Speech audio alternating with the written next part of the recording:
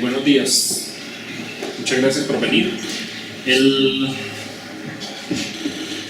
pretexto que teníamos para este evento era la publicación del libro del profesor Alfonso Daza llamado Drogas y Políticas Públicas, Prohibición o Legalización. Sin embargo, el profesor amaneció enfermo y no puede acompañarnos. Entonces, como la presentación del libro era el pretexto para abordar el problema de las drogas, tenemos el placer de tener con nosotros a Juan Carlos Hidalgo, que es analista del Cato Institute de Washington, que además es una persona con mucho reconocimiento en la región porque trabaja en el instituto, en el Centro de Análisis para América Latina, y es graduado en Relaciones Internacionales en la Universidad Nacional de Costa Rica. Tiene una maestría en Política Pública en la George Mason University, y nos acompaña con uno de los temas que más ha trabajado en los últimos años, que es precisamente la discusión a propósito de la legalización o de la prohibición, el debate entre la legalización y la prohibición de las drogas. Entonces, la metodología que vamos a tener la presentación de Juan Carlos. Olvidé decir además que cumple un rol como intelectual público en su país muy relevante, porque es columnista del periódico La Nación de Costa Rica. Como verán, su acento es costarricense. Es un analista de los temas de América Latina, entonces nos va a presentar datos relevantes sobre la guerra contra las drogas en América Latina.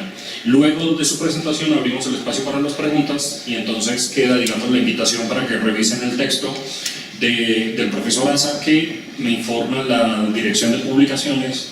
Para ustedes, como estudiantes o como profesores de la universidad, va a tener un descuento especial en la Feria del Libro del 25% en el costo del mismo. Entonces queda la invitación para que lean el texto, y gracias a Juan Carlos por venir, por estar con nosotros. Tenemos mucho interés en que podamos fortalecer esa relación con los buenos amigos que tenemos en el Cato Institute, y gracias a ustedes por el interés en estos temas que son de tanta relevancia en esta coyuntura política. Muchas gracias, Iván. Bueno, el acento a veces que me detienen en el metro de Washington me preguntan si soy bogotano, más bien, pero claramente no lo soy. Es una lástima que no nos haya podido acompañar Alfonso, porque el libro que él publicó es muy completo, se lo recomiendo. Si ustedes quieren tener una visión completa, amplia del debate sobre las drogas, creo que todo lo que hay que decir y todo lo que se ha dicho está en ese libro. Es un libro muy actualizado, y creo que hubiera sido muy importante que Alfonso estuviera acá. Claramente le ha dedicado su vida intelectual al tema, y hubiera brindado aportes mucho más importantes que los que voy a darles a ustedes acá. Sin embargo, quiero empezar con este informe que publicó hace 4 años, poco menos de 4 años, la Organización de Estados Americanos. A raíz del aumento de la violencia en México, a partir del 2007, empieza a crecer en la región el interés por discutir alternativas a la guerra contra las drogas. Como vamos a ver más adelante, los niveles de violencia en México, en Centroamérica, han alcanzado niveles espeluznantes. Y algunos presidentes de la región, finalmente, en el 2012, en la cumbre de Cartagena, la cumbre de las Américas, empiezan a presionar para que se discutan alternativas a la guerra contra las drogas. Y en la cumbre de Cartagena, el presidente Obama se tuvo que ver arrinconado básicamente por algunos presidentes de la región, liderados en ese momento por Otto Pérez Molina, que no es necesariamente de buen recuerdo en este momento, luego fue destituido por corrupción, pero hubo un grupo importante de presidentes que le dijeron al presidente Obama en ese momento: presidente Obama, la región no puede seguir así. Y a partir de esa cumbre nace un mandato para que la Organización de Estados Americanos estudie a profundidad el tema de las drogas y brinde un informe, brinde un análisis. Y este informe se publica en el 2013. Eso es muy crítico de la OEA, pero el informe es bastante bueno, es de relevancia. Obviamente el informe no podía salir con una recomendación como legalizar las drogas, ya que no hay consenso a nivel latinoamericano al respecto, pero dentro del margen de maniobra que tenía la OEA es un informe que dice unas cuantas verdades. El informe parte por 4 grandes verdades. Uno, que la violencia de las drogas es uno de los retos más importantes de las Américas. 2, que la estrategia actual no está funcionando. 3, que se necesita discutir e implementar nuevas alternativas. Y 4, que el consumo de drogas seguirá siendo importante en el año 2025. Ahora bien, a ustedes les puede resultar esto como verdad de perogrullo, o sea, ¿qué de nuevo? ¿Qué están diciendo nuevo acá? Pero el hecho de que un ente oficial se atreva a decir esto es inédito. En 1989, las Naciones Unidas organizaron una conferencia mundial titulada Un Mundo Sin Drogas, donde decía que para el año 2000 y resto iba a erradicarse el consumo de drogas. Ya la clase de fantasía en que muchas veces viven estos organismos internacionales. Y además, el consumo de marihuana ha aumentado más de 150%, el de cocaína más de 100% desde entonces. Así que, tan solo atreverse a decir que el consumo de drogas seguirá siendo importante en el año 2025, ya eso es algo importante por parte de la OEA. Entonces, partiendo de esto, partiendo de esta realidad, de este marco teórico, la estrategia no está funcionando, la violencia es uno de los principales problemas de las Américas, el consumo de drogas va a seguir constante, se necesitan nuevas alternativas. La OEA presenta 4 diferentes interpretaciones del problema de las drogas. O sea, ¿cómo se puede explicar que la estrategia no esté funcionando? ¿Por qué no está funcionando? ¿Cuáles son los escenarios que se podrían dar a raíz de esta realidad que estamos viviendo? El primer escenario, creo yo que es el escenario más plausible dentro de los círculos políticos y gubernamentales. Es decir, este va a ser el énfasis que los gobiernos de la región, presionados por Estados Unidos, van a darle al problema, a la interpretación del problema de las drogas. Y dentro de esta interpretación, el problema de las drogas no es un problema de leyes, sino de instituciones débiles en los países latinoamericanos. Se necesita más cooperación en seguridad e inteligencia. Se necesita fortalecimiento institucional. ¿Cómo se logra eso? Bueno, ahí siempre se pone el Plan Colombia como un ejemplo de fortalecimiento institucional. Un país que estaba al borde del colapso, un país que estaba al borde de ser tomado por las guerrillas, llega a Estados Unidos, le inyecta miles de millones de dólares en asistencia y ahora es un país estable, una democracia fuerte, etc. Ese es el poster child, ¿verdad?, que se presenta en los debates sobre drogas. Entonces aquí lo que se presenta entonces es de que este no es un problema de que exista la prohibición de las drogas, es un problema de que los países latinoamericanos tienen fuerzas policiales corruptas, tienen ejércitos débiles, tienen sistemas de justicia capturados, y si queremos entonces luchar efectivamente contra el narcotráfico, necesitamos fortalecer estas instituciones. Ese es el primer escenario. Y para eso se requiere entonces más asistencia. Y no solo asistencia a Estados Unidos.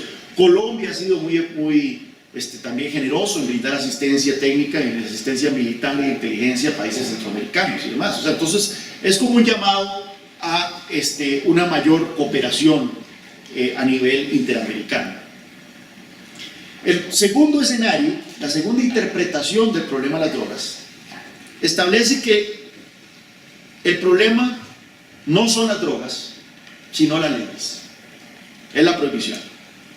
La prohibición ha creado un mercado negro, altamente violento, en donde este mercado negro sirve para exacerbar la debilidad institucional de América Latina.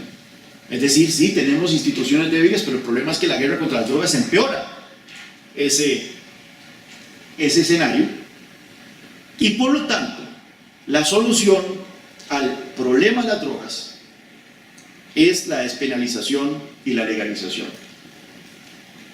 Esa es el segundo escenario que presenta, la segunda interpretación que presenta este informe. El tercer escenario, la tercera interpretación, dice que el problema de las drogas es el resultado de malas condiciones socioeconómicas, es decir, pobreza, desintegración familiar, destitución, falta de acceso a educación. Esto lleva a los jóvenes principalmente a meterse en el mundo de las drogas, ya sea como consumidores o como traficantes. Y por lo tanto, la solución aquí consiste en mayor intervención del Estado, facilitando acceso a la educación, facilitando acceso al deporte, construyendo canchas de fútbol, fomentando la integración familiar, y ver el enfoque del consumo de las drogas y el abuso de las drogas desde una perspectiva de salud pública y de reducción de daños. Ese es la tercera interpretación. La cuarta interpretación no es tanto una interpretación, sino una advertencia. Y es el escenario en que un país harto de la violencia, harto de no poder lidiar con los carteles y harto de ver que Estados Unidos, que es el principal consumidor, no hace nada, simplemente decide lavarse las manos y decirle a los carteles: ustedes pueden traficar la droga a sus anchas, las autoridades no se van a meter con ustedes. Y eso es un escenario bastante real. Ya hemos tenido varios presidentes en la región que han básicamente advertido de que no tiene sentido que América Latina ponga los muertos para que Estados Unidos deje de consumir drogas, y que simplemente la droga debería pasar fácilmente por los países y que sea Estados Unidos el que lidie con este escenario. Entonces, estas son las cuatro interpretaciones. Claramente yo me voy por la interpretación número 2. El problema son las leyes. Un problema con la interpretación 1 es que este es el enfoque que hemos venido aplicando por los últimos 40 años y que no ha funcionado. Estados Unidos ha gastado más de $1 billón, no 1.000 millones, $1 billón de millones de dólares en lucha contra el narcotráfico, tanto domésticamente como internacionalmente. Y hoy el consumo de drogas se encuentra en su punto más alto en la historia, con algunas excepciones. Ha cambiado la composición del consumo de drogas, como todo. Yo no sé ustedes, pero nuestros padres fumaban mucho, la generación nuestra fuma menos, los gustos cambian. En Estados Unidos hemos visto que el consumo de marihuana continúa alto, es la droga de preferencia, pero el consumo de cocaína ha caído sustancialmente, ha caído en 50% desde los años 80. Y no es porque la guerra contra las drogas esté funcionando, simplemente la nueva generación no tiene un gusto por la cocaína, tiene más un gusto por otras drogas que sí han aumentado, como las metanfetaminas, la heroína, otra vez está de moda. Y esto entonces hace que, como un todo, el consumo de drogas en Estados Unidos se encuentra en niveles estables desde hace 30 años. Entonces, no es una cuestión de más cooperación. Ha habido mucha cooperación, ha habido mucha inversión en materia de seguridad, y el problema de este escenario es que también no toma en cuenta el llamado efecto balón, el efecto globo, que lo vamos a ver más adelante con un gráfico. Y es que es imposible, en una región con 19 países, es imposible que todos los países avancen al unísono en fortalecimiento institucional. Si nosotros hemos visto algo durante estos 40 años de la guerra contra las drogas, es que la estrategia de los países siempre ha sido exportarle el problema al vecino. Y ahora lo vamos a ver más adelante. En su momento, en los años 90, Perú era el principal productor de cocaína del mundo. luego fue Colombia, luego fue Perú, otra vez es Colombia ahora. Antes la ruta del narcotráfico iba por el Caribe. Yo sé que ustedes están muy jóvenes para recordarse esta serie Miami Vice, pero Miami Vice era una serie en los 80 que era muy famosa y era de Miami como la cuna del crimen en Estados Unidos. ¿Por qué? Porque ahí entraba la cocaína que venía de la región andina. Luego se cerró esa ruta, fue cuando empezó México a perfilarse como la zona para entrar a la droga a Estados Unidos. Esa ruta se le ha puesto presión, ahora otra vez la ruta del Caribe se está reactivando. En fin, es un juego de gato y ratón.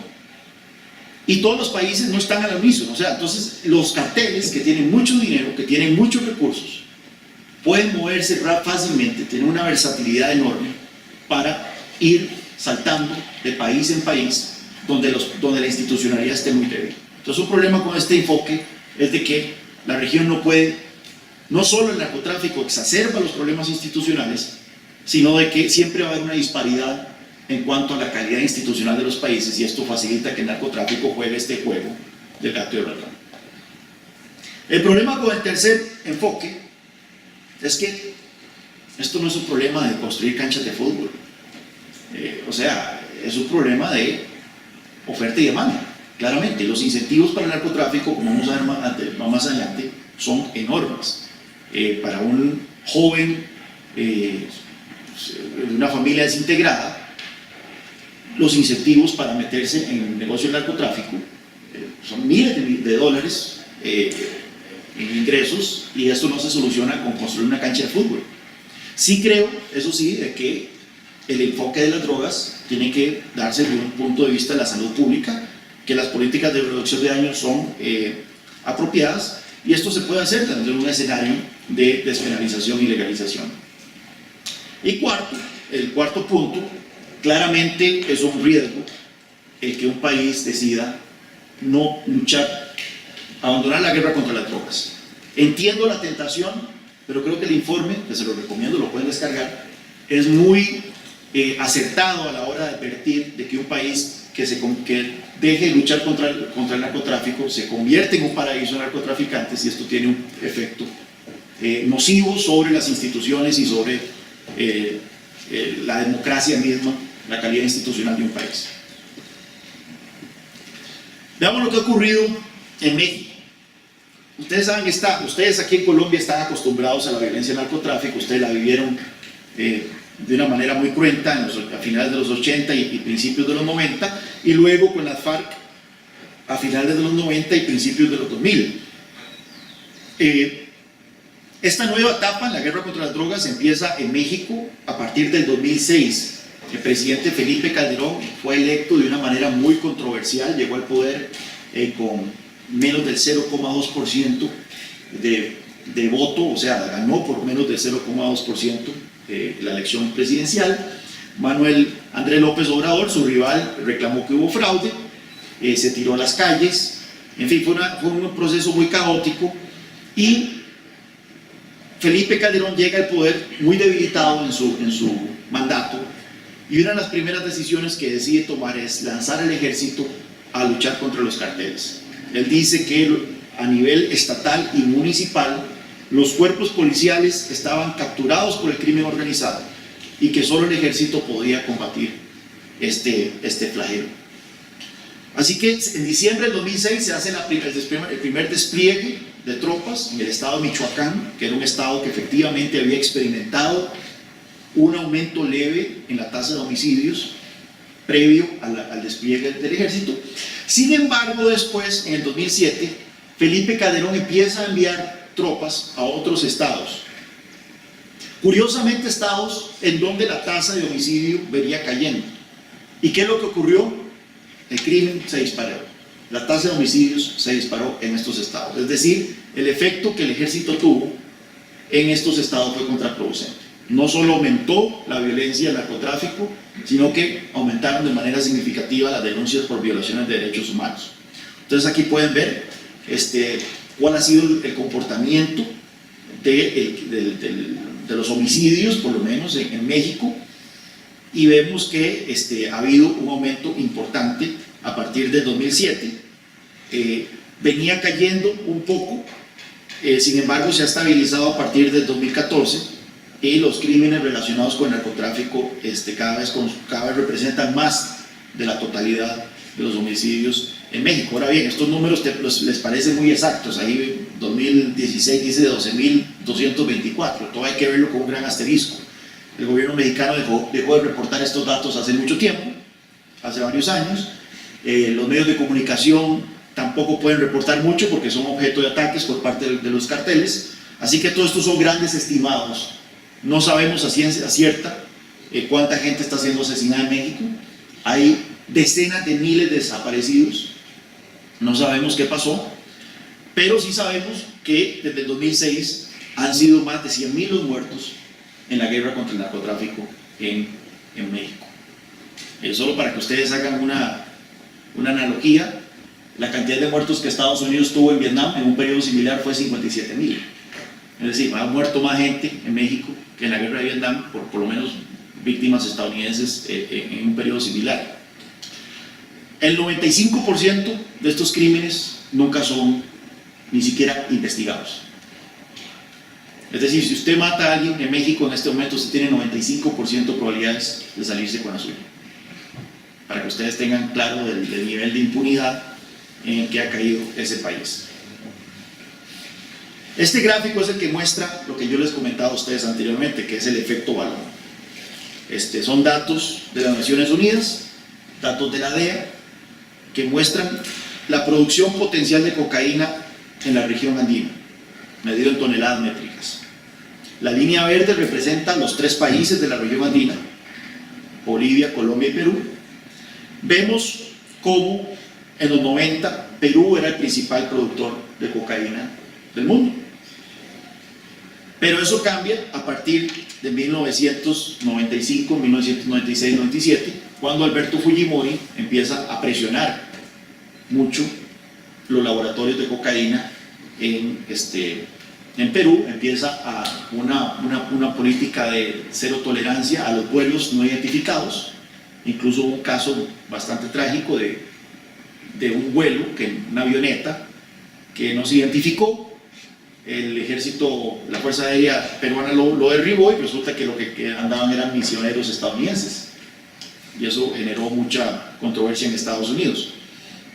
Pero entonces los carteles simplemente lo que decidieron fue pasarse al vecino, pasarse a Colombia, y como ustedes pueden ver, en los años 90, 97, ya con Pablo Escobar con varios años de muerto, Colombia se convierte en el principal productor de cocaína del mundo, un negocio manejado principalmente por las FARC. Ahora bien, a raíz de la política de seguridad democrática de Álvaro Uribe, la presión que le pone a las FARC, vemos de que cae efectivamente la producción de cocaína en Colombia. Sin embargo, empieza a subir de nuevo en Perú, y vemos que Perú otra vez se vuelve a convertir por unos años en el principal productor de cocaína del mundo. Sin embargo, eso cambió en los últimos 2 años, en donde por razones que se han comentado mucho, la producción de cocaína en Colombia se disparó de nuevo, a raíz de, coincidentemente con el proceso de paz.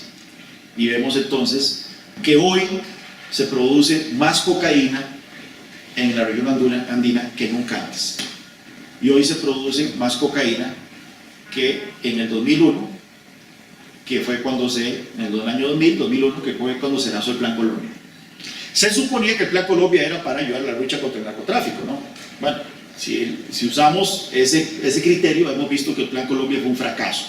Ahora bien, el Plan Colombia no fue solo eso. El Plan Colombia también fue asistir al gobierno venezolano en la lucha contra la insurgencia armada, y en eso sí tuvo bastante éxito. Efectivamente, el ejército colombiano, con dinero estadounidense, también con mucho dinero colombiano, logró arrinconar a las FARC y logró estos avances en materia de seguridad importantes. Pero en materia de control del narcotráfico vemos que hoy más que nunca se produce cocaína en esta región del mundo. Y quizá este es el gráfico que más representa el fracaso de la lucha antidrogas en América Latina. Como ustedes saben, el precio se determina por oferta y demanda. Sabemos que la demanda de cocaína en Estados Unidos ha caído 50%. Aún así, vemos de que el precio de la cocaína ha venido cayendo de una manera significativa, lo cual también denota de que hay una mayor oferta. O sea, que la oferta no se ha visto mayormente interrumpida.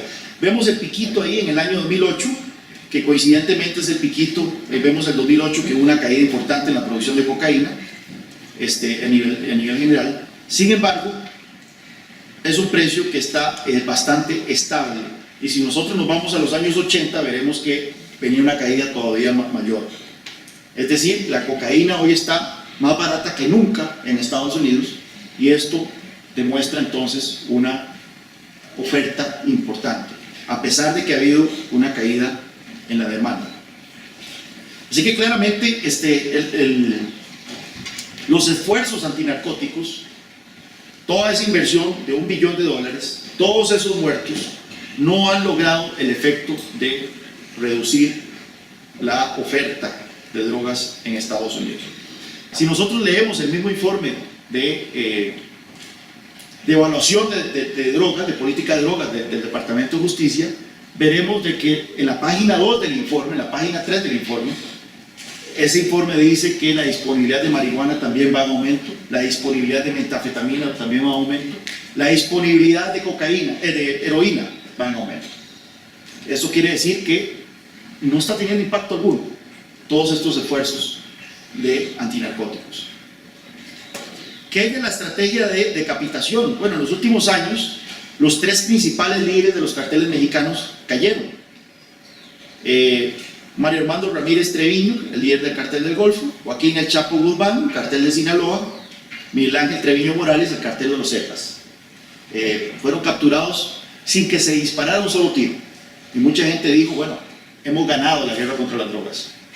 Sin embargo, un informe desclasificado del gobierno estadounidense analizó en el periodo de un año la llegada de cargamentos de cocaína a Estados Unidos y analizó si la captura o decapitación o asesinato de líderes de carteles tenía algún efecto discernible en los flujos de drogas a Estados Unidos. La conclusión del mismo gobierno estadounidense es la siguiente: no hay un patrón perceptible que correlacione ya sea un declive o un aumento en incautaciones de drogas a raíz de remoción de figuras claves de carteles. Es decir, eliminar estas figuras no sirve para nada en cuanto a detener el flujo de carteles de droga, y más bien tiene un efecto contraproducente de la violencia, porque lo que hemos visto, por lo menos en México, es que una vez que un líder es decapitado, eso genera luchas intestinas dentro de una organización criminal que elevan el nivel de violencia. Carteles rivales aprovechan la situación para tratar de capturar territorio, o bandas rivales dentro de una organización luchan entre sí para tratar de hacerse con el control de esa organización criminal. Entonces, es un esfuerzo inútil, no tiene resultados perceptibles en cuanto a su objetivo, que es evitar el flujo de drogas, y más bien tiene efectos contraproducentes en materia de violencia. ¿Por qué el negocio de las drogas es un negocio, el negocio del narcotráfico es imposible de derrotar bajo las condiciones actuales? Este gráfico más o menos lo explica. La cantidad de hojas de coca que se necesitan para producir 1 kilo de cocaína cuesta aproximadamente $300. Cuando esas hojas de coca son convertidas en 1 kilo de cocaína en Colombia, el precio de ese kilo de cocaína es $800. Cuando ese kilo de cocaína sale y va por Centroamérica, el precio ronda los $2,000. Cuando llega a México, anda por los $12,000 o $15,000. Cuando llega a la frontera con Estados Unidos, ese kilo de cocaína ya vale $20,000. Cuando llega finalmente a su destino final, que es las ciudades Chicago, Seattle, Nueva York, ese kilo de cocaína ya vale $78,000 más o menos. Y cuando se vende al por menor, esto es 1 kilo de cocaína pura, luego se le mete harina y se le mete un montón de cosas para rendirlo. Cuando ese kilo se vende al por menor, vale $122,000. Vean ustedes los márgenes de ganancia que tiene este producto. Y es por eso que los carteles se pueden dar el lujo de perder hasta el 90% de sus cargamentos y seguir siendo viables financieramente. Ayer estábamos en la presentación del libro de Alfonso y estábamos con Miguel Hurtado, que no cree en la legalización, y don Miguel dijo, bueno, pero es que tenemos muchísimo éxito, capturamos el 50% de la cocaína que se produce en Colombia, que es una cifra un poco exagerada, creo yo, los números que yo tengo es de un 30%. Pero capturamos el 50%, bueno, no importa, pueden capturar hasta el 80%, hasta el 90%, y los carteles siguen teniendo márgenes de ganancias sustanciales. Y es que eso es lo que pasa cuando usted prohíbe una sustancia. Cuando usted prohíbe una sustancia, el costo final de esa sustancia no es determinado por su valor de producción, sino es determinado por el valor de su trasiego, el valor de llevar el producto desde donde se produjo hasta donde se va a consumir. Y es ahí en donde están los enormes márgenes de ganancia. Y tenemos un problema, y es que, como bien lo menciona Alfonso en este libro, que nuevamente se lo recomiendo, las investigaciones muestran que la elasticidad de demanda de las drogas es muy baja. ¿Qué es la elasticidad de demanda? La elasticidad de demanda es un término que se usa en microeconomía para determinar cuánto varía el consumo de un producto a partir de cambios en el precio. Hay ciertos productos que, si usted les aumenta el precio, el consumo cae de una manera radical. Muchos, podemos pensar bastantes. Sin embargo, hay otros productos que son los que se llaman productos inelásticos, que no importa cuánto aumente el precio, la gente difícilmente deja de consumirlos. O si cae el precio, no es que va a consumir más. Por ejemplo, la sal, si mañana cae el precio de la sal 87%, ustedes no van a salir a comprar más sal. Es un producto inelástico. Bueno, las drogas resulta que son un producto inelástico, precisamente porque es un vicio. Si el precio aumenta mucho, eso no detiene a la gente a seguir consumiendo, están capturados por un vicio. Y ese es el problema entonces con esta estrategia. Al aumentar el precio de las drogas, la prohibición lo que hace es aumentar el precio del mercado, aumentar el valor del mercado, hacer un mercado extremadamente millonario. El mercado de las drogas se estima en 250.000 millones de dólares anuales alrededor del mundo. Y esto entonces sirve de incentivo para los criminales, para que se metan los criminales. Entre más exitoso sea usted combatiendo el narcotráfico, más derrotado va a salir usted en la lucha contra el crimen, porque el éxito nuevamente se mide por la captura de droga, por la captura de cabecillas criminales, que lo único que hacen es encarecer el producto, que la gente no deja de consumir y que entonces hace que los incentivos económicos sean mayores. Ahora bien, cuando hablamos de los ingresos de los carteles, un estudio de la Universidad de Stanford de hace unos años trató de determinar más o menos cuál era el porcentaje de los ingresos de los carteles que se podían determinar a cierta sustancia o cierta actividad económica. Y esto no es fácil, no es que vos podés ir a la declaración de impuestos de Chapo Guzmán y ver exactamente cuánto es que genera de metanfetaminas y demás. Y esto por supuesto que varía dependiendo del cartel. Pero más o menos esta es la imagen que tenemos de, en ese momento, 2011, y probablemente ha cambiado, de cómo, de dónde vienen los ingresos de los carteles mexicanos. Se habla mucho de legalizar la marihuana. Y vemos que ya tengo entendido que aquí en Colombia se legalizó para fines médicos, en México también se acaba de legalizar para fines médicos, en Estados Unidos 8 estados de la Unión ya han legalizado para fines recreacionales, más de 25, creo que son 27 han legalizado para fines médicos, y mucha gente presenta la legalización de la marihuana como la alternativa a la guerra contra las drogas, o sea, vamos a legalizar la marihuana y se acaba el crimen. Sin embargo, eso no es así. Efectivamente, la marihuana en el 2011 representaba un 17% en promedio de los ingresos de los carteles. Y esto nuevamente hay que verlo con un gran asterisco. Ya se ha legalizado en Estados Unidos, es probable que este margen se haya encogido un poco. Sin embargo, si usted legaliza la marihuana, nada más quita ese 17%. Vemos que la cocaína sigue siendo un tercio de los ingresos de los carteles. Y otras drogas como la metanfetamina y la heroína siguen siendo también igual de importantes que la cocaína. Entonces, si queremos darles un golpe a los carteles, si tenemos que quitarles el negocio, tenemos que necesariamente hablar también de esas otras drogas, de la cocaína, de la heroína y la metanfetamina.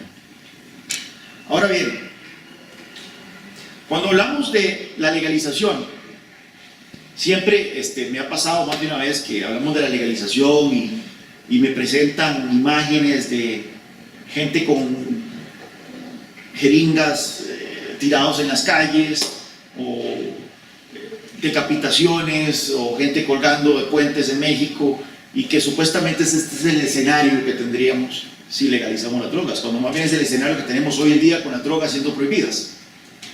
Por eso es que a mí me gusta enmarcar el debate sobre legalización de las drogas con 4 grandes principios. Primero, la legalización no implica aprobar o incentivar el consumo de drogas. Ayer en la presentación del libro me llamó la atención un punto fundamental, y es que don Miguel dijo que la legalización no va a acabar con la drogadicción. Dijo eso, la legalización no va a acabar con la drogadicción. Y eso es un punto muy interesante, porque si el objetivo es acabar con la drogadicción, ninguna política va a acabar con la drogadicción. La prohibición no acabó con la drogadicción. Entonces, si nos vamos a establecer un objetivo quimérico, ya partimos mal. Debemos partir por un principio realista, por una realidad, y es el hecho de que la humanidad a lo largo de la historia se ha drogado y se seguirá drogando.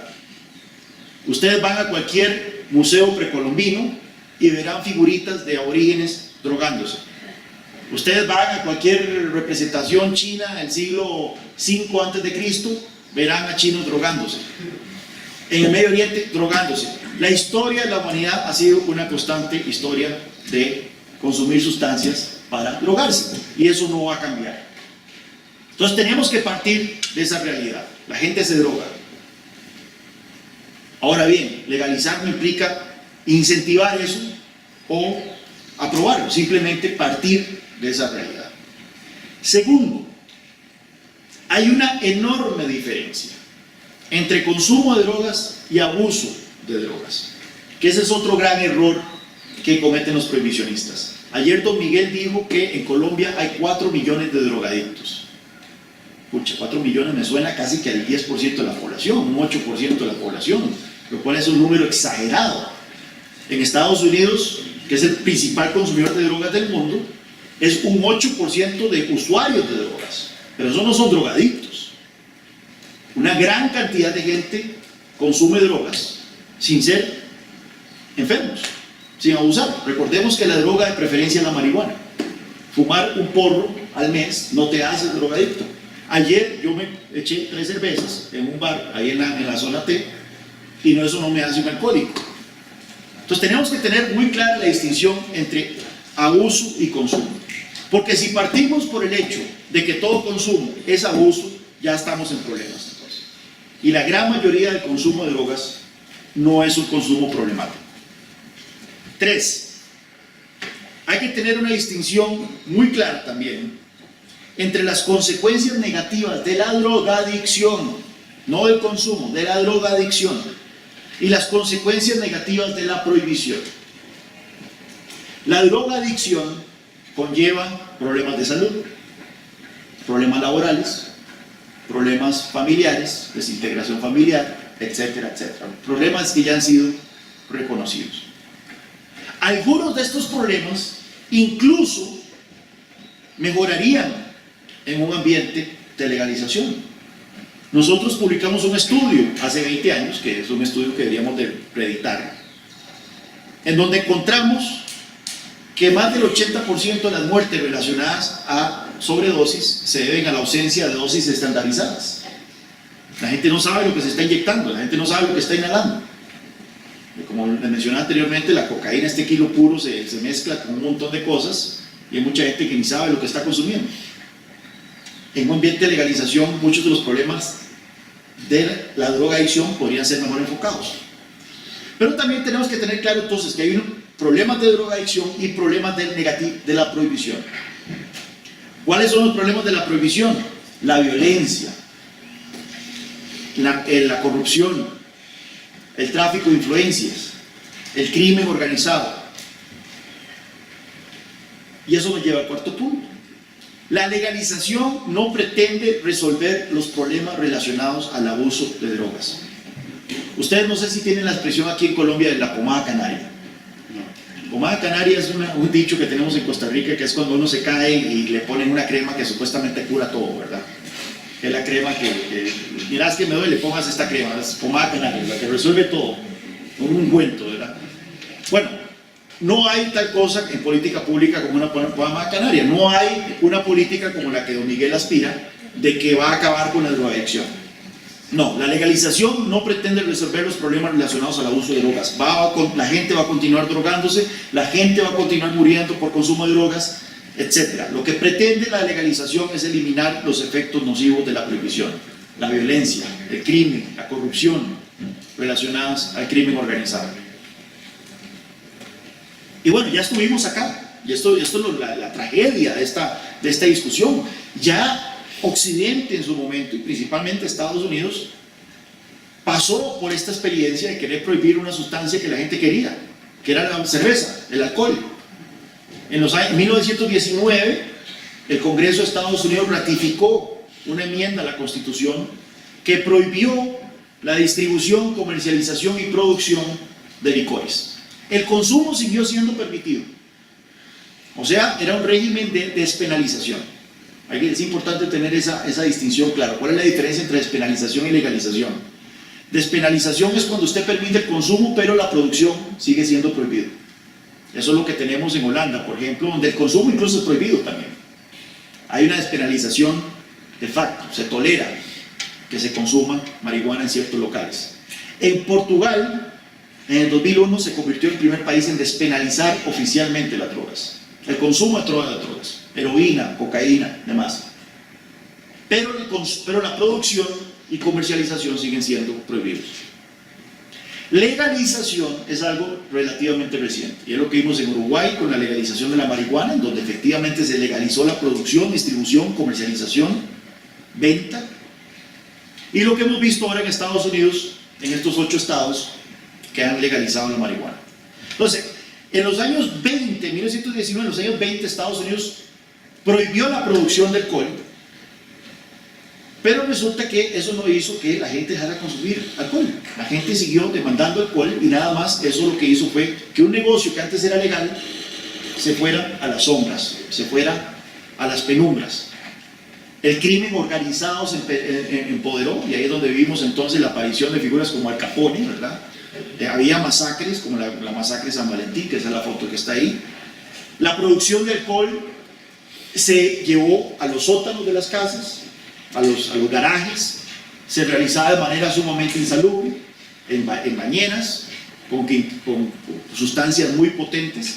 La potencia del alcohol aumentó, la gente moría por alcohol tóxico, quedaba ciega y demás.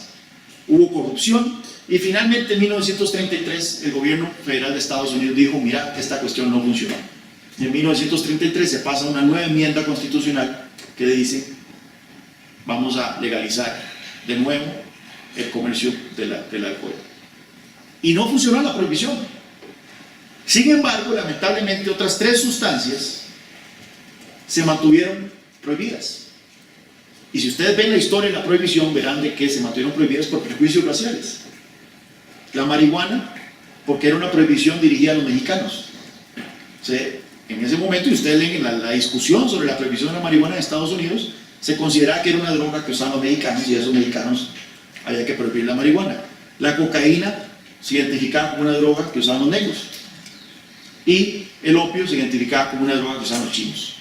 Entonces, por prejuicios raciales, se mantuvo esa prohibición sobre esas drogas, y esa prohibición la seguimos teniendo hoy en día, con el agravante de que nosotros somos los que ponemos los muertos para que los estadounidenses no consuman esas drogas. Y esta es la tragedia de este debate. Si ustedes ven los números de prevalencia de consumo en América Latina, y por prevalencia de consumo es si usted ha consumido drogas en los últimos 30 días, aunque sea una vez.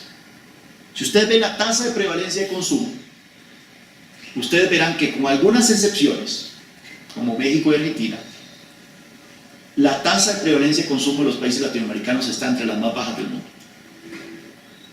Es decir, y nuevamente hay excepciones, y claramente hay focos de epidemia en algunos barrios pobres, principalmente con crack, con pasto, como le dicen en Uruguay, pero en general nuestros países no son consumidores de drogas, pero estamos poniendo los muertos en esta violencia para los que sí son consumidores de drogas, para que no les llegue el producto. De ahí que cuando tenemos estas discusiones de legalización de las drogas aquí en América Latina, y la gente dice, pero es que el consumo se va a disparar, el consumo va a ser... No tenemos ese problema. El problema nuestro es producción y tráfico, y eso se resuelve únicamente si legalizamos. Así que bueno, con esas impresiones, me gustaría tal vez oír de ustedes si tienen preguntas, si tienen observaciones sobre este tema. Tiene respecto al acercamiento que tienen los seres humanos con las sustancias alucinógenas, que bien pueden ser rituales, y en ese aspecto no sería también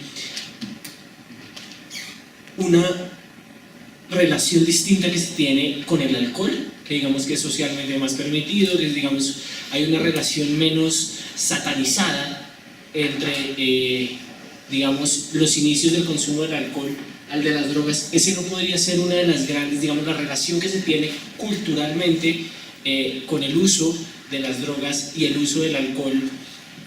Respecto a los estudios también que usted aludía, se encuentra, por ejemplo, en Colombia, una persona se inicia en el mundo del alcohol, o al menos tiene su primera relación con el alcohol a los 10 años, entre los 10 y 11 años. ¿No sería distinto, digamos, esa valoración que se tiene de relacionarse con, no digo las drogas fuertes, pero sí, digamos, esas drogas como la marihuana, por ejemplo? ¿No sería, digamos, una talanquera y una imposibilidad esa relación cultural que se tiene con el alcohol y con las drogas para su regulación o legalización? O sea, sabemos que el consumo de alcohol es histórico. Incluso hace poco estaba leyendo que, o sea, que lo que la gente tomaba en tiempos medievales era cerveza o vino. No podía tomar agua, porque el agua estaba contaminada. Entonces lo que la gente tomaba, incluso los niños y de todo, era cerveza o vino, que eran fermentados y por lo tanto eran más seguros. No fue sino hasta la llegada del café que la gente empezó a sustituir entonces el alcohol por el café.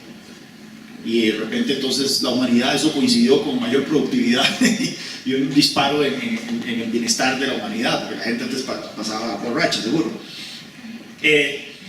Pero entonces sí, o sea, tenemos una tradición mucho más antigua, centenaria y hasta milenaria con el alcohol, y por lo tanto pretender prohibir esa sustancia es una estupidez desde el punto de vista cultural. Tal vez será de que la marihuana, ciertamente la cocaína y la heroína son productos mucho más novedosos históricamente. O sea, la marihuana son más de 100 años, poco más de 100 años.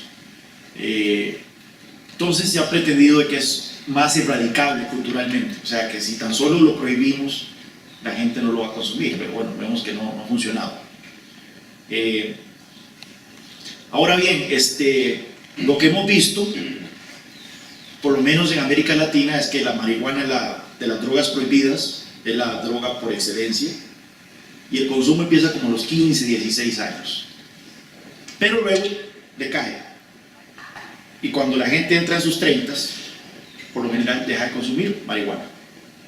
Es una droga de juventud. Y eso es importante. O sea, no es que la gente que empieza a consumir esta sustancia está condenada a seguir consumiéndola. Así que todo esto es un tema bastante elaborado, no es un tema de blancos y negros, hay muchos grises, y es importante que eso lo tengamos en consideración a la hora de elaborar política pública. Lamentablemente la política pública actual es simplemente pretender que prohibir todo va a desaparecer, y eso lo hemos visto que no es el caso. Yo tengo una pregunta y es, cuando existe evidencia de que el precio ha disminuido y que se ha desincentivado el negocio en aquellos lugares en los que se ha legalizado. Donde se ha legalizado, que nuevamente la experiencia es sumamente reciente, que esto es Colorado, Washington, que son los dos que han implementado ya la legalización. Vemos que Uruguay legalizó hace varios años, pero todavía no está, apenas, yo creo que apenas ayer o esta semana se están finalmente vendiendo cigarrillos de marihuana en las farmacias de Uruguay. Donde se ha legalizado, se ha caído en la tentación de ponerle altos impuestos a la marihuana.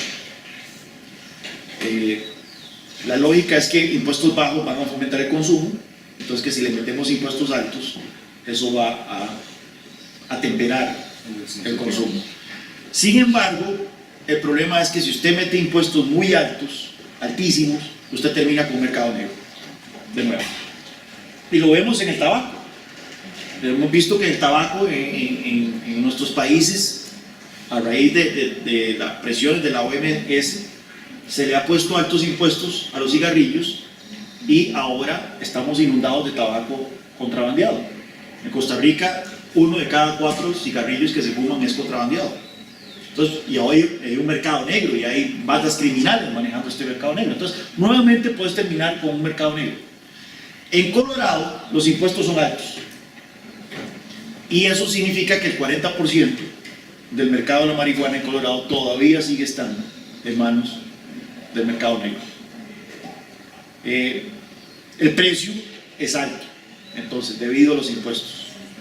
La gente ahora bien prefiere pagar más, aunque sea un poco más por marihuana, pero es una marihuana de mucho mejor calidad que la que uno podría comprar en el mercado negro.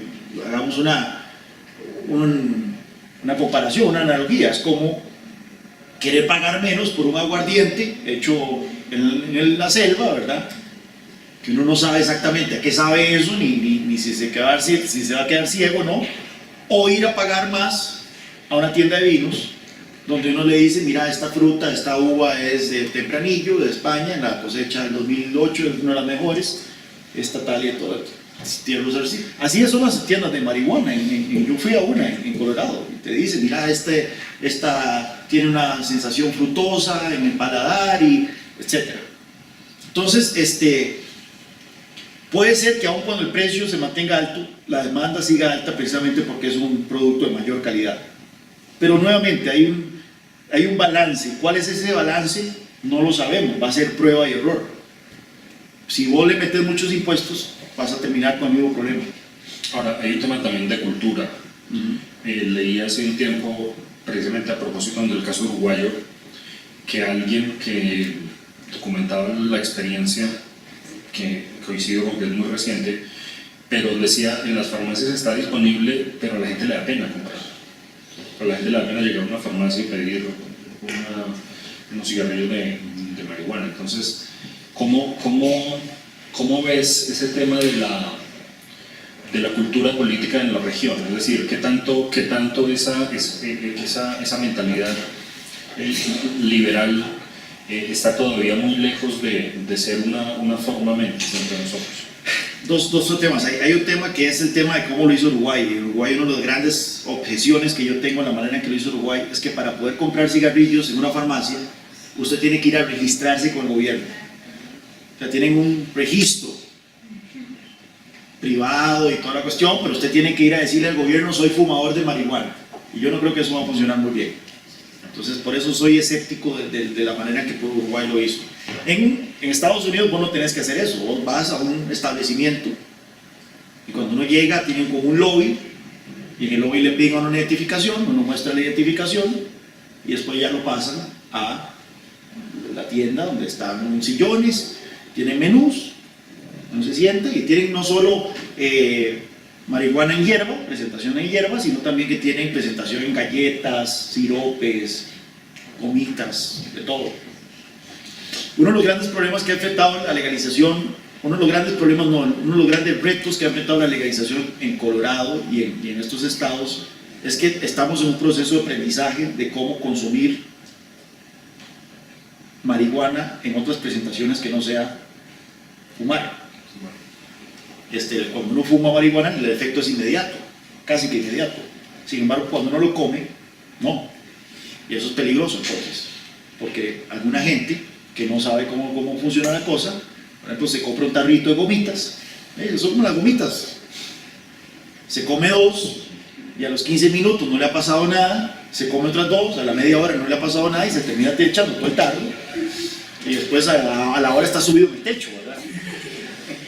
No, ha habido problemas, ocurrió un caso ya documentado de un muchacho, porque ustedes saben que Denver se ha convertido en el destino número 1 de Spring Break ahora en Estados Unidos, por alguna razón.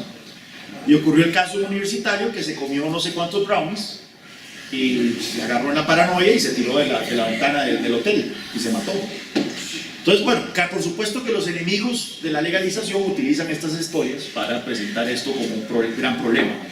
Ayer venía hablando yo con Alfonso de esto y me dice, sí, o sea, nadie va a negarle que no hay problemas, pero estás eliminando el mercado negro, nuevamente. Vas a seguir con el problema del consumo, de la drogadicción, del abuso. Ese problema va a existir e incluso seamos generosos con el otro bando y digamos que podría haber un aumento de la drogadicción. Sí, en un primer momento. En un primer momento. Sí. O del uso problemático. Aceptemos incluso eso, pero estás eliminando todo el problema de la prohibición, la corrupción, la violencia, el narcotráfico, etc. Entonces, en las sumas y restas vas a terminar en un escenario mejor. El tema de la cultura, mira, es interesante. La mayoría de ustedes son muy jóvenes, pero cuando yo estaba en la U, la homosexualidad todavía era algo mal visto. O sea, ser homosexual era algo que usted se ocultaba. Y todavía en nuestras sociedades vemos que eso ocurre ampliamente, pero ya no tanto. Y ahora es cada vez más común que muchachos de la edad de ustedes admitan su sexualidad, tengan parejas, sean mujeres o hombres, etc. Y ya es cada vez más normal. Y vemos un avance a nivel mundial de reconocimiento de la igualdad de derechos de las parejas del mismo sexo. Y vemos un avance mundial en la legalización del matrimonio igualitario. En el 2008, Barack Obama se lanzó de presidente diciendo que él era un defensor de la familia tradicional. Barack Obama. Y vea cómo cambió el mundo, por lo menos Estados Unidos, en cuestión de pocos años. ¿Por qué digo este ejemplo? Porque a nivel cultural, a partir de los 90, empezamos a ver un fenómeno de mayor visibilización de la homosexualidad o de la comunidad LGTB a partir de cultura. Y un programa, y usted no se acuerda, también una comedia que era Will and Grace. Will and Grace ha sido documentado, una serie, una comedia de NBC que era una amiga que tenía 2 amigos gays y toda la cuestión. Ha sido documentado como un parteaguas en cuanto a las actitudes de la gente hacia la homosexualidad. Y a partir de los 90 empezamos a ver un montón de gente que empezó a salir, como dice, a salir del closet. Actores, políticos, etc. Y la gente empezó a ver, mira, un homosexual no es aquel bicho raro que solo va a clubes ocultos donde nadie lo ve, ¿verdad? Sino que un homosexual es mi primo, mi hermano, mi tío, incluso hasta mi papá. Porque se han dado casos, claro, y no se han dado casos, es común eso. ¿A qué traigo a colación esto?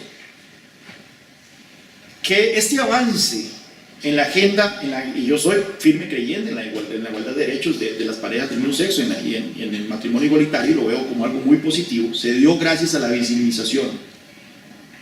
Y creo que en el tema de las drogas, tarde o temprano tenemos que tener visibilización. Yo sé que si yo pregunto aquí cuántos hemos consumido marihuana, y yo me incluyo, muchos alzarían la mano, no los voy a poner en esa situación. Pero si más gente saliera del closet y dijera, he consumido drogas y heme aquí, no soy ningún bicho raro, no soy ningún drogadicto, soy una persona exitosa y sí he consumido drogas, la gente entonces va a tener otra actitud a esta cuestión. Como digo, ayer me tomé una cerveza, ¿ustedes me ven raro por eso? No, ¿verdad que no? Si yo les digo, ayer me comí una gomita de marihuana, me ven raro, sí, ya sé un poco más raro, pero bueno, si de repente ustedes me ven, este carajo está aquí dándome una conferencia como si nada, y anoche se drogó, yo creo que ese tipo de visibilización es necesaria. Cada vez, ciertamente esto no es para demeritar el hecho de que hay consumo problemático de drogas, no podemos caricaturizarlo, pero mucha gente consume drogas de una manera casual, de una manera responsable, y si nosotros logramos romper ese paradigma mental que tenemos, de que todo consumo es abuso, que toda persona que consume drogas es un drogadicto, vamos entonces a lograr tener un debate culturalmente más informado y más tolerable hacia estas alternativas. Ahora, pero ¿hasta qué punto el caso de la marihuana es el caso fácil, digamos, de la discusión?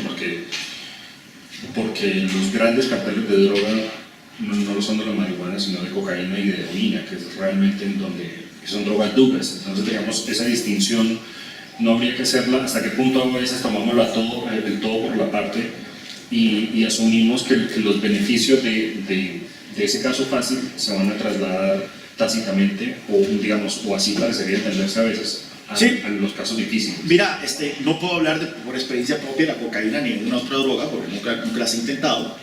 Sí tengo amigos que han hecho esas otras drogas y no han tenido problemas, o sea, han hecho cocaína. No estoy diciendo que no es una droga problemática, simplemente decir que no todo consumo es problemático. Sí hay instancias de adicción y hay tasas de adicción, de actividad, o sea, uno más o menos puede calcular cuál es el porcentaje de gente que tiene una proclividad a hacerse adicta a cierta droga. El hecho de que hay drogas más peligrosas que otras requiere entonces que la regulación sea distinta. Nadie está promoviendo aquí que haya jeringas de heroína en máquinas expendedoras en las escuelas. Cuando uno dice legalización piensa que va a ser todo por la libre. No, eso no es el caso. Claramente, drogas como la marihuana para mí deberían de tener un marco regulatorio similar al alcohol, incluso un poquito más fuerte. Si usted ve en el caso de Colorado, es un poquito más fuerte que el alcohol. Yo, por lo menos, a pesar de que soy liberal, estoy a favor de ciertas restricciones o sea, restringir la publicidad. Estoy en contra de que haya anuncios con tipo Marlboro, ¿verdad? Con un vaquero fumando marihuana y diciendo que es cool. Cocaína, ya eso requerirá regulaciones todavía más fuertes en cuanto a su acceso, pero nuevamente teniendo en cuenta que si se le va la mano a uno con la regulación, con los impuestos, vas a terminar con el mercado negro. Entonces hay que calibrar eso. Heroína, yo soy de la tesis de que es mejor un programa de reducción de daños que un mercado legal de la heroína. Y esto es una discusión que íbamos a tener Alfonso y yo, ayer lo hablamos y lástima que no la podemos tener. Pero en caso de heroína, que es una droga altamente adictiva y es una droga muy problemática, yo creo que es mejor, en lugar de legalizar la droga y que la gente vaya a comprar la heroína abiertamente, aunque habría que ver un escenario cómo funciona eso. Pero yo creo que es más conveniente tener una intervención pública, es decir, clínicas de consumo, en donde el gobierno o ONGs incluso regalan la droga a adictos. Aquí en Colombia hay experiencias así. Hay experiencias en Vancouver, hay experiencias. No sé si con heroína, pero La idea es que estos son gente que es drogadicta, gente que es consumidores problemáticos, están en las calles, están compartiendo jeringas, están creando externalidades a la sociedad. Entonces, si usted los puede sacar de las calles, roban para poder financiarse su vicio, o sea, están creando problemas a la sociedad como un todo. Si usted los puede sacar de crear esas externalidades y limitar el daño al daño a su salud. Es más, usted puede tener doctores, enfermeras que estén ahí siempre presentes, que se garantice que el uso de la jeringa sea un uso limpio. Eso se ha visto que eso reduce la incidencia de la transmisión de SIDA, por ejemplo. Ese tipo de cosas incluso mejora la calidad de vida de los mismos adictos de una manera significativa, pero mejora aún más la calidad de vida de la sociedad, porque entonces reducís el impacto de este consumo. Entonces yo en algunos de esos casos de drogas ya muy fuertes, de drogas súper dañinas, yo soy partidario de un escenario como ese, que incluso involucra que el Estado sea que brinde gratuitamente estas drogas, que trate de brindar programas de sustitución en la medida de lo posible. Si no es posible, bueno, entonces dar la sustancia. Pero nuevamente, entonces hay que saber distinguir estos escenarios. Pero sí, yo creo que tenemos que tener una discusión honesta. Ya sabemos que la marihuana es una droga que sí puede dar problemas, así como el alcohol. Tenemos que tener una discusión honesta también sobre la cocaína, etc. Y nuevamente, tener todo esto dentro de un marco claro de que el problema en nuestra región no es el consumo, es la producción y el tráfico. Es en Estados Unidos donde deberían de tener mayor preocupación sobre cuál es el impacto del consumo de estas drogas, porque ellos son los que están consumiendo estas drogas. Nosotros aquí, el problema de la droga no es ese, no es el consumo, es la producción y el tráfico. Todas relacionadas con el conflicto armado en Colombia y puntualmente con los acuerdos de paz, con la situación que se ha vivido entre el gobierno colombiano y la guerrilla de las FARC. La primera pregunta es que el narcotráfico fue considerado un delito conexo en el marco de los acuerdos de paz. ¿Cuál es su perspectiva, cuál es su opinión con respecto a eso y las implicaciones que eso tiene? Lo segundo es que teniendo en la cuenta pues que las FARC dejarán de traficar cocaína o estar inmersas en el negocio, se puede hablar, no sé si se puede hablar de una mexicanización de Colombia, como así en las décadas anteriores se hablaba de una colombianización de México, con el tema de los carteles ahora libres, de un peso ideológico. Esa es una decisión eventualmente del pueblo colombiano. Dentro de esta gran discusión que ustedes tuvieron sobre alcanzar un acuerdo de paz con la FARC y la capacidad de perdón o de la capacidad de reenmarcar los delitos de las FARC, creo yo personalmente que tratar a las FARC, o sea que tratar el narcotráfico como un crimen conexo, como un crimen político para poder perdonarlo, no era algo por lo cual yo hubiera tirado a la calle a protestar. Creo que las FARC cometieron delitos mucho más groseros, mucho más deleznables, que no merecían perdón. Pero el narcotráfico no es algo o sea, si el narcotráfico hubiera sido la piedra en el camino para alcanzar un acuerdo de paz exitoso que hubiera contentado a todo el mundo, yo no tengo problema con que se hubiera tratado como un delito conexo. Ahora bien, las violaciones, los secuestros, los abortos forzados y todo eso, ahí sí, los crímenes de lesa humanidad, ahí sí, eso sí me generaba problemas. Y es por eso que yo nunca estuve muy a favor de este acuerdo. Lo otro es sobre la mexicanización de Colombia. Bueno, vemos, esos gráficos muestran de que la producción de cocaína está en su momento más alto históricamente en el país. Alguien está detrás de ese negocio, no está ocurriendo por autonomacia. Entonces, la pregunta es ¿quién?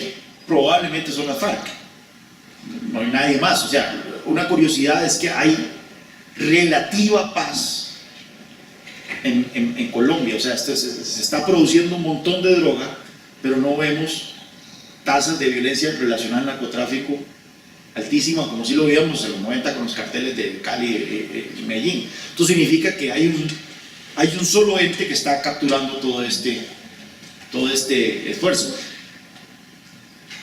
Yo no sé qué va a pasar, o sea, yo más bien cuando vengo a Colombia vengo a oír las impresiones de la gente, porque oigo versiones encontradas de qué va a pasar con el acuerdo de las FARC. Cuando la gente me dice las FARC van a renunciar por completo al negocio, se van a dedicar de lleno a la política y eso va a desaparecer. Bueno, no va a desaparecer, hasta tanto el consumo el consumo ha ido cayendo en Estados Unidos, pero el consumo ha aumentado 50% en Europa. O sea, Europa ha sustituido a Estados Unidos en este consumo, entonces va a seguir habiendo producción de cocaína y alguien va a tener que estar a cargo de eso. Si no son las FARC, ¿quiénes? ¿O van a seguir siendo las FARC?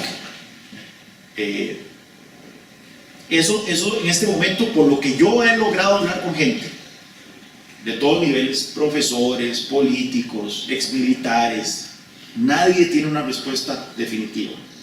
Alguna gente dice las FARC van a seguir en el negocio, otros dicen las FARC van a dedicarse a la política y eso va a quedar a exguerrilleros desmovilizados que entonces van a hacer sus propias bandas y entonces ese escenario mexicano podría hacerse realidad con diferentes Bacrín, ¿verdad? Peleando entre ellas. No sabemos, es un escenario posible. ¿Cuál es el país donde más se produce metanfetamina? Tengo entendido que en México, no sé, en los Estados Unidos como... Estados Unidos. Bueno, entonces mi pregunta tiene el siguiente fundamento, y es que hay una idea que estamos presentando, y es la correlación entre producción y consumo, donde la producción es más latinoamericana y la producción es más latinoamericana y el consumo es más norteamericano, ¿no? Estadounidense. ¿Qué pasa con el mercado de las metanfetaminas, donde encontramos que Estados Unidos no solo es el gran consumidor? O sea, el principal cash crop, o sea, el principal cultivo comercial de California es la marihuana, y son carteles mexicanos los que lo manejan. A final de cuentas, esa plata termina en los cofres de los carteles mexicanos, y entonces el problema sigue siendo nuestro, porque con esa plata compran armas, con esa plata compran todo. Entonces, el hecho de que la droga se produzca en Estados Unidos no necesariamente ya deja de ser nuestro problema. Pero sí, o sea, vemos ahora ese cambio en donde cada vez más la metanfetamina se está produciendo en Estados Unidos.